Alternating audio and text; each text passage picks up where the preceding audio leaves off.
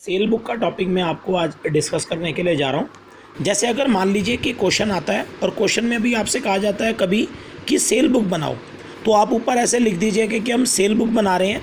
और ये जो सेल बुक बनती है ना, सेल बुक ऊपर आप लिख देना।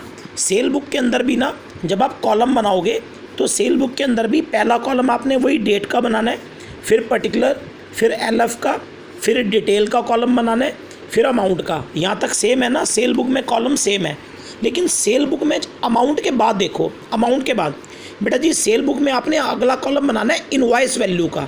ये इनवॉइस वैल्यू का कॉलम बनेगा। जबकि परचेज बुक जब आप बनाते थे, जो मैंने आपको सिखाई, परचेज बुक के अंदर क्या था कि यहाँ पे कॉलम बनता था कॉस्ट का, तो परचेज बुक में कॉस्ट का बनता था, लेकिन सेल बुक में इनवॉइस वैल्यू।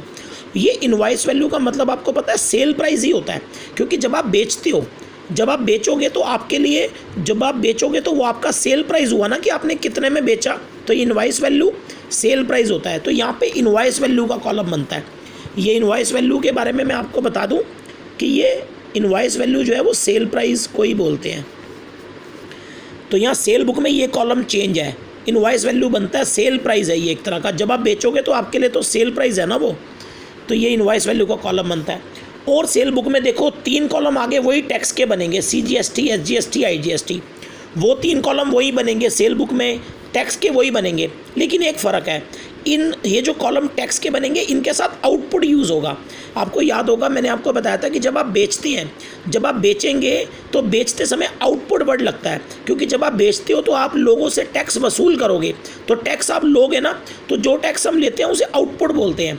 तो सेल बुक में यहाँ पे आउटपुट CGST आएगा। आउटपुट, वो परचेज बुक थी उसमें इनपुट आता था, यहाँ पे आउटपुट CGST, SGST, IGST आएगा। और सेल बुक के अंदर एक चीज़ का और फ़र्क है, ये टैक्स के बाद इसमें सेल बुक में ना फ्रेट का कॉलम नहीं बनता, सीधा टोटल बनेगा। एक कॉलम कट गया, फ्रेट वाला कॉलम नहीं बनता। उसका भी एक कारण है, फ्रेट वाला कॉलम पता है क्यों नहीं बनता? क्योंकि एक बात बताऊं, जब आप गुड्स बेचते हो, आपने गुड्स बेच दिए, तो जब आप बेच दोगे तो वो जो खरीदने वाला परचेज़र है वो सामान लेकर जाएगा ना, गुड्स वो घर लेके जाएगा, तो किराया भाड़ा वो देगा, वो फ्रेट खर्चेगा ना। हम जब बेच देंगे, हमारी थोड़ी जिम्मेदारी है फ्रेट खर्चने की, हमने तो बेच दिया, अगला बंदा ले जाएगा जैसे भी लेके जाना होगा। तो सेल बुक में ना फ्रेट वाला कॉलम की नीड नहीं होती, मैंने आपको बताई दी है, क्योंकि फ्रेट हमारा नहीं, फ्रेट उसका होगा जो लेके जा रहा है, वो अपने आप खर्चेगा किराया भाड़ा, हमें कोई मतलब नहीं है। तो सेल बुक का ये फॉर्मेट है, date, particular, LF, detail, amount, एक कॉलम चेंज है, यहाँ पे इनवॉइस वैल्यू है, कॉस्ट की जगह इनवॉइस, और टैक्स के अंदर आउटपुट लगेगा, क्योंकि जब बेचते हैं तो आउटपुट यूज़ होता है, और टोटल, फ्रेट कॉलम नहीं बनेगा। तो सेल बुक के अंदर अगर मैं कॉलम लिख दूं तो टोटल 10 कॉलम बनते हैं, सेल बुक में 10 कॉलम बनेंगे। अच्छा, अभी सेल बुक के अंदर एंट्रियां कौन सी आएंगी, वो मैं आपको सीधा बता दूं। इस सेल बुक में भी सिर्फ याद रखना गुड्स सोल्ड की एंट्री आएंगी, जो आप गुड्स बेचोगे, गुड्स सोल्ड करने की आएंगी, और वो भी क्रेडिट पर, जो आप क्रेडिट पर गुड्स बेचोगे। सेल बुक में गुड्स बेचने की आएंगी और क्रेडिट पर उधार गुड्स बेचने की आएंगी, बस यही एंट्री आएगी। और अगर आपने गुड्स कैसे बेचे, अगर आपने गुड्स बेचे कैश में, अगर कैश में बेचोगे तो नहीं आएगी। और अगर आपने गुड्स ही नहीं है, जो आपने बेचा, जो सेल करा वो गुड्स ही नहीं है, वो गुड्स नहीं है, वो मान लो कुछ और ही है, तो भी नहीं आएगी। तो यहाँ पे कौन सी एंट्री आती है? सिर्फ गुड्स सोल्ड की, गुड्स बेचो और वो भी क्रेडिट पर बेचो, तो बस वही आएगी सेल बुक में एंट्री, और सेल बुक में वही एंट्री आती है। और सेल बुक के अंदर मैं आपको एंट्री भर के दिखा देता हूँ। सेल बुक में एंट्री भरने का तरीका बिल्कुल सेम है, जो आपने परचेज बुक में सीखा वही है, सेल बुक में सेम तरीके से भरनी है। सेल बुक के अंदर सबसे पहले यहाँ पर आपने डेट डाल देनी है 1 जुलाई। सेल बुक में सबसे पहले नाम पता है किसका आता है? जैसे नाम आएगा मैसर्स राम, ये पता है किसका नाम है? ये उसका नाम है जिसको आपने बेचा है, आपका नहीं है, जिसको आपने बेचा है, जो आपने बेचा है, ये कस्टमर का नाम है, समझ लो कस्टमर का, ये उस कस्टमर का जिसको आप बेच रहे हो, ये उसका नाम आएगा। फिर नीचे वही डिटेल आएगी, क्या क्या बेचा, वही जैसे परचेज में करते थे सेम। जैसे आपने मान लो 10 रजिस्टर बेचे @100 ईच, तो ये आ गया 10 रजिस्टर। डिटेल में टोटल करके लिख दो 1000। मान लो आपने 5 कॉपी बेची @20 ईच, तो ये आ गया 100 रुपीज़ की, 100 रुपीज़ की हो गई ना, 5 20 ईच, तो ये आ गया। बस ये आप जो बेचा वो लिख दो, फिर ये टोटल कर दो 1100 रुपये। फिर मान लो ट्रेड डिस्काउंट है, 10%। ट्रेड डिस्काउंट इस बार क्या करोगे, आप अलाउ करोगे, आप दोगे, क्योंकि आप बेच रहे हो तो आप ट्रेड डिस्काउंट दोगे ना, आप उस कस्टमर को TD दोगे ट्रेड डिस्काउंट, तो ट्रेड डिस्काउंट इस बार आप अलाउ करोगे। तो आपने 10% दे दिया, तो 10% किस पे निकलेगा, इसी पे ही 1100 पे ही, तो 10% हो गया 110 रुपये। और याद रखना ट्रेड डिस्काउंट चाहे आप दे भी रहे हो ना, होगा माइनस ही, तो ये 1100 में से 110 घटा दिए तो ये 990 रुपये आ गया। उसके बाद इसमें क्या जुड़ जाएगा, वही CGST और SGST।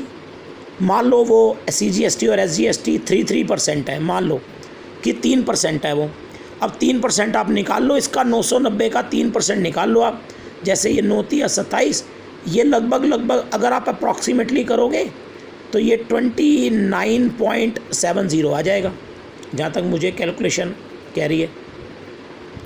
तो ये टैक्स आ गया, बस ये टैक्स जोड़ दो इसमें।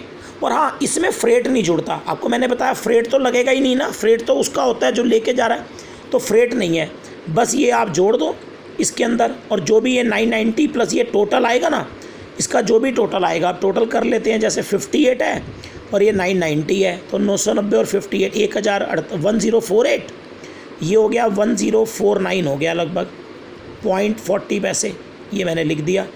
तो जो इसका टोटल आएगा वो यहाँ पे आ जाएगा, कहाँ पर, अमाउंट वाले कॉलम में। और आगे इनवॉइस वैल्यू में क्या आएगा, इनवॉइस वैल्यू में आएगा जितने का आपने बेचा, वो पता है क्या, ट्रेड डिस्काउंट माइनस करने के बाद, ये TD माइनस करने के बाद ये जो वैल्यू है ये 990, ये आएगा यहाँ पे 990, क्योंकि आपने नेट तो 990 में बेचा ना।